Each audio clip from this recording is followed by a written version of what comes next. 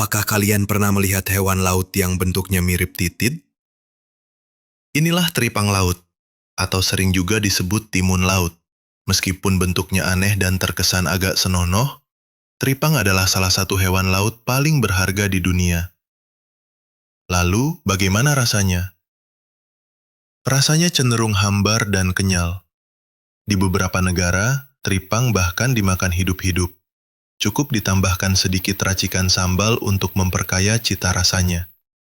Indonesia sendiri merupakan salah satu habitat alami teripang dan memiliki potensi besar dalam pengembangannya.